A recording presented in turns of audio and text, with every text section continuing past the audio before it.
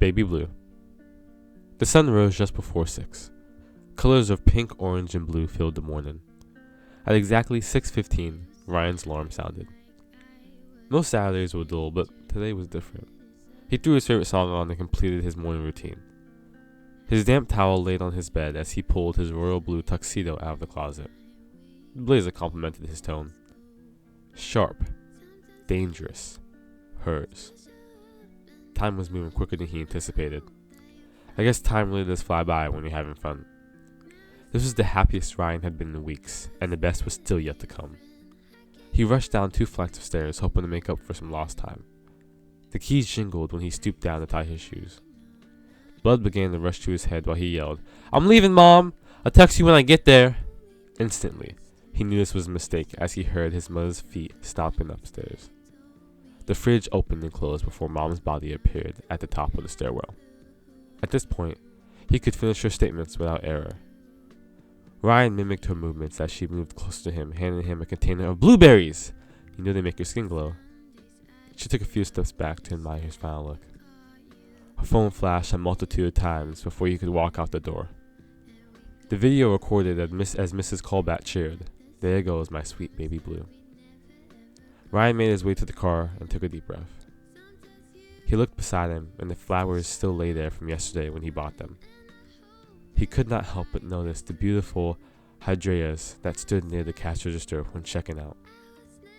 It was no surprise that he added, "May I take one of those as well?"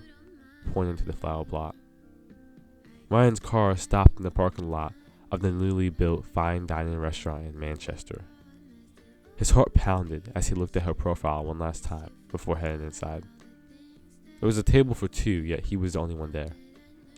Minutes passed by, and he watched every person exit their car as they made their way up to the front.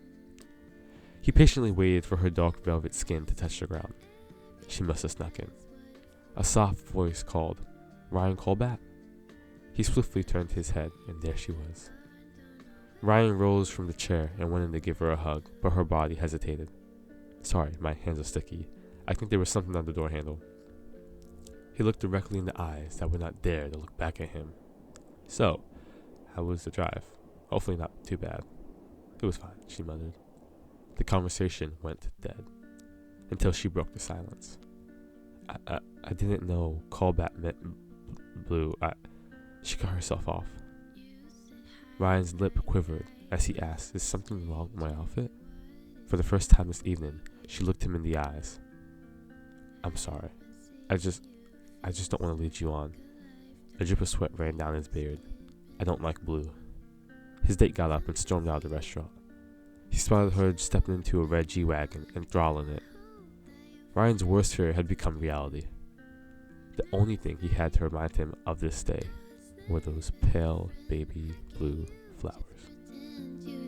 Baby Blue by Craig Simmons.